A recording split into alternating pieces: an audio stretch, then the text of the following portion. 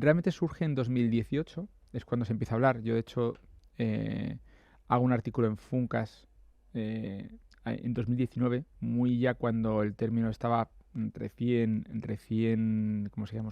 Estaba consolidándose, porque yo estaba en las conversaciones donde se estaba discutiendo si era DeFi. El otro término también que tenía mucha fuerza era OpenFi. Ahora contaré un poquito la historia de todo esto. Pero realmente, por ejemplo, MakerDAO, que es la primera DeFi, es un proyecto que se inicia en 2014.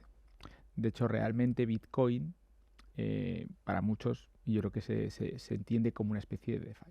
Entonces, claro que, de hecho, yo cuando me enfrento a este entorno, que sobre todo aparece especialmente, o este entorno aparece sobre todo con Ethereum, que es cuando realmente la capacidad de hacer lógica financiera realmente se abre, porque hasta ahora solo podíamos hacer en Bitcoin, pues teníamos funcionalidades financieras, que sería una especie de red de pagos. Podríamos estar hablando de una especie de Visa internacional, pero solo podíamos pagar. Yo te podía enviar bitcoins y tú lo podías recibir. Entonces, claro, esta era una nueva funcionalidad, una especie de servicio financiero, como los pagos a día de hoy. Pero tenían una característica principal, es que no había una empresa detrás de ella. Había un montón de gente poniendo ordenadores, pero no había una empresa. Pero sin embargo te estaba dando una capacidad, te estaba dando un servicio de poder pagar a alguien. ¿Vale? Entonces aquí surge de alguna manera ese concepto de servicio financiero, pero sin una institución que te lo Es esté dando. una institución. Descentralizado en el sentido de que hay un montón de gente que gracias a que pones su ordenador te está ofreciendo ese servicio de pago. Entonces, bueno, aquí aparece, yo he hecho cuando di la charla antes de que apareciera el nombre de FI, lo llamaba FinTech X. Yo he dado charlas diciendo, aquí hay un nuevo fenómeno que se llama FinTech X. Bueno, al final se impuso DeFi, yo me inventé el término porque me parecía una disrupción digital, pero que era exponencialmente mucho mejor que FinTech. Entonces lo llamaba así, y de hecho creo que incluso en alguna, no sé si alguna de ellos lo definí un poco así. Y luego entonces llega ya el término y dicen, no, esto es DeFi o OpenFi, ¿no? OpenFi era porque era como muy abierto, todo el código era disponible y de repente empezamos a tener más servicios financieros. Empezaban a tener servicios, por ejemplo, como de préstamos. O sea, empezamos a tener un montón de servicios que son los asociados al mundo financiero. Entonces aquí los más maximalistas decían, bueno, a ver, DeFi descentralizado es Bitcoin. Lo demás no es descentralizado. Entonces había mucho debate, pero decían, no, eso no es descentralizado. Por ejemplo, que hay criptos. Sí que hay una Solana, por ejemplo, veíamos el otro día su CEO. Hay una empresa detrás, ¿no? Estoy diciendo. Bueno, Solana sería como si digamos, no era tanto financiero, o sea, esto, de alguna manera, Ethereum y lo que es Solana y todas estas redes se consideran blockchains generales, o sea, de uso general, con lo cual ahí se puede implementar cualquier tipo de funcionalidad. Lo que llamamos DeFi es como si dijéramos estas aplicaciones sobre estas redes de blockchain que dan servicios financieros. Ahí Solana tiene, por ejemplo, DEX, tiene también protocolos de lending, tiene protocolos de derivados, y eso es lo que se llama DeFi, que luego puede estar en diferentes redes. Entonces, bueno, por ejemplo, MakerDAO sería el primer DeFi. De hecho, se consideraba el Bitcoin de DeFi, se consideraba como si dijéramos el más representativo. Pero claro, MakerDAO era una empresa que empieza en 2014, que tiene un fundador que es Rune, que empieza a tener, bueno, mucha más gente trabajando, que también lanza un token, pero de alguna manera se intuía que no era tan descentralizado como Bitcoin. No, que tenía una cierta... ¿Por qué? Porque tenía alguien liderándolo, Ah, bueno, claro. porque tenía un equipo que estaba al cargo de eso, bueno, porque tenía...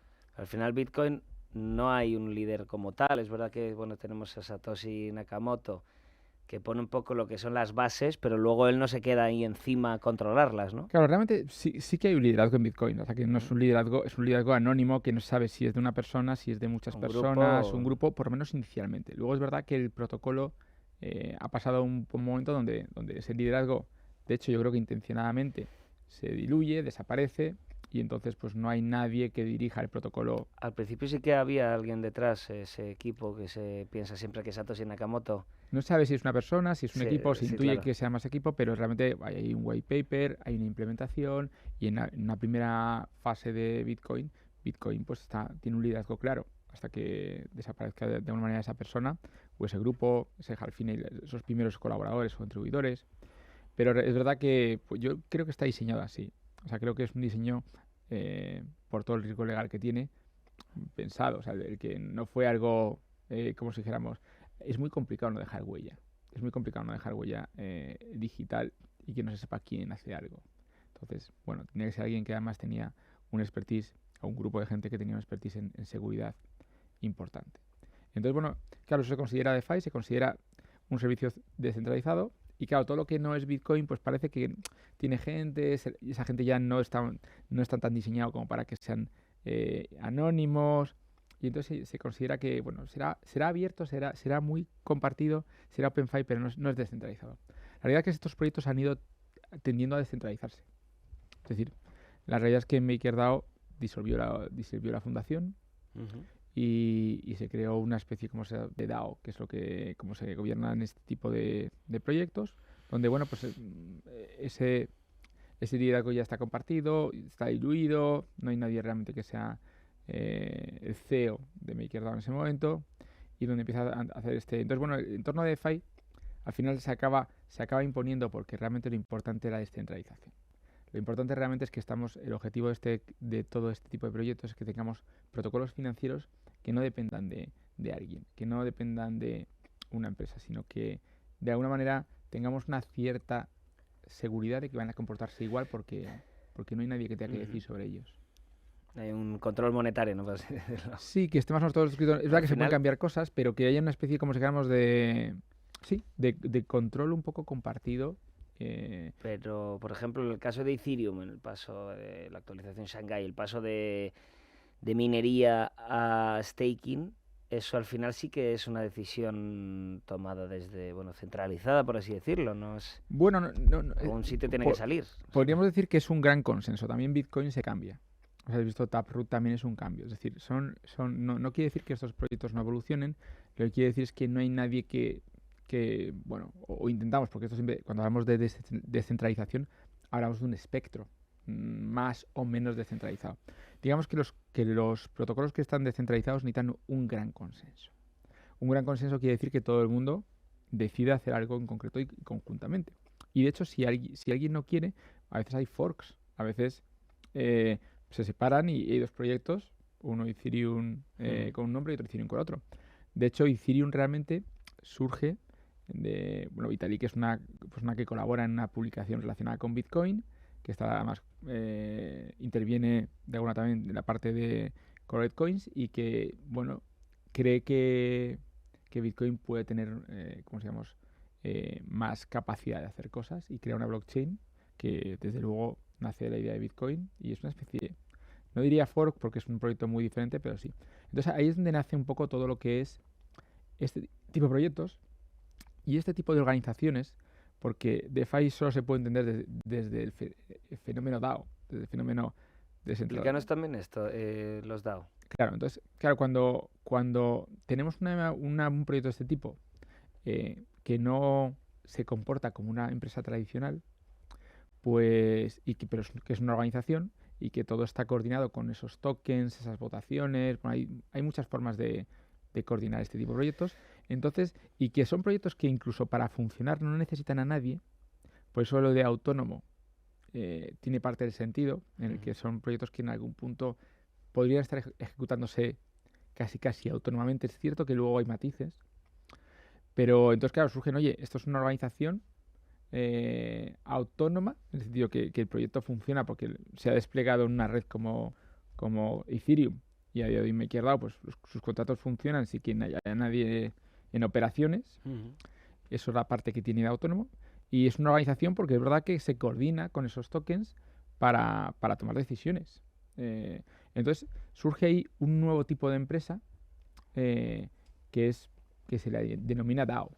¿Vale? Y eso es DeFi también se entiende solo desde un punto de vista de ese tipo de organizaciones. Es decir, DeFi al final se define como servicios financieros que están organizados o que se coordinan mediante organizaciones de nueva generación que son estas DAOs, ¿vale? Entonces, bueno, pues ese es el fenómeno que realmente explota y que a día de hoy ya, después de cuando yo hablaba al principio que tenía mucho potencial, pues bueno, tenía potencial, pero a día de hoy ya, 5 o 6 años después, podemos decir que ha sido capaz de ejecutar grandes proyectos financieros y que a día de hoy podríamos decir también que en algunos casos, como por ejemplo pagos, en USDC, monedas estables, realmente han llegado a un nivel que esa promesa o esa capacidad de mejorar fintech en muchos casos es una realidad. Hoy en la portada leíamos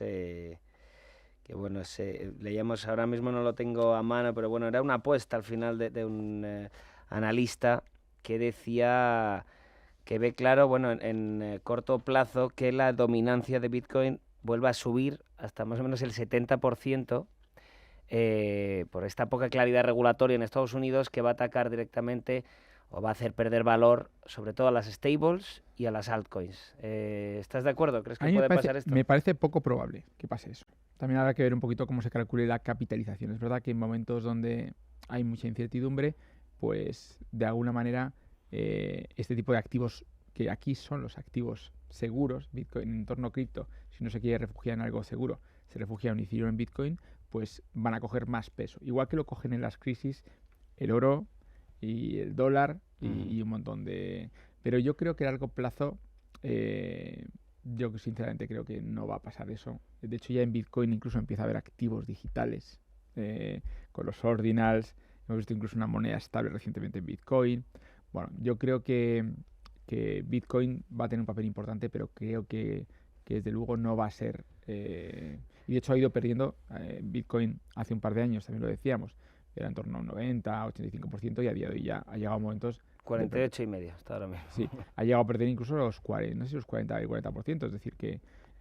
bueno, yo creo que en este momento es verdad que los activos de riesgo van a tener un poquito menos de... O sea, han caído mucho en porcentaje, pero bueno, yo creo que... no, yo creo que es poco probable que Bitcoin vuelva al porcentaje que tenía. Y poniéndonos en una hipótesis... Lo cual no quiere decir que Bitcoin baje, ¿eh? Lo cual no quiere decir que Bitcoin es que baje. ahí te iba yo.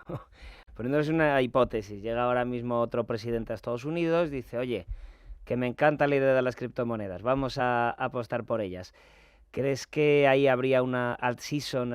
¿Crees que ciertos proyectos, como puede ser otros que no sean Bitcoin, se revaloricen con muchísima fuerza?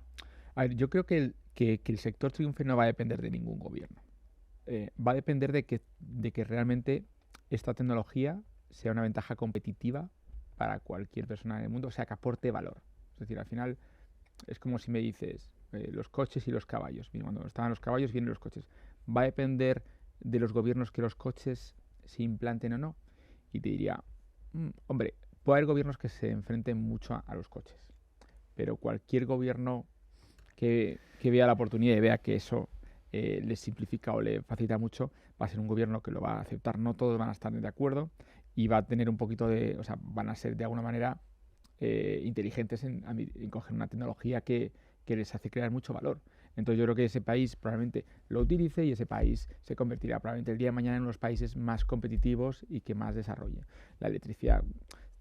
Es complicado ponerse ante una tecnología que te da una ventaja competitiva clara. Entonces yo creo que ahí está la clave. Si entendemos que esta tecnología, y yo soy un creyente total de que como Internet, es un nuevo Internet, permite una serie de ventajas competitivas que van a hacer que cualquier sector y cualquier país que lo utilice se va a ver beneficiado. Entonces yo creo que ante eso, bueno, puede haber momentos donde no se vea, también los coches en Inglaterra hubo una época en la que se prohibían o se limitaban, pero yo creo que ahí está la clave. Yo no creo que esto dependa de alguna manera de gobiernos, sino que depende de alguna manera de que esas promesas, y yo ahí creo que para mí son muy claras las ventajas competitivas, se materialicen como se están materializando.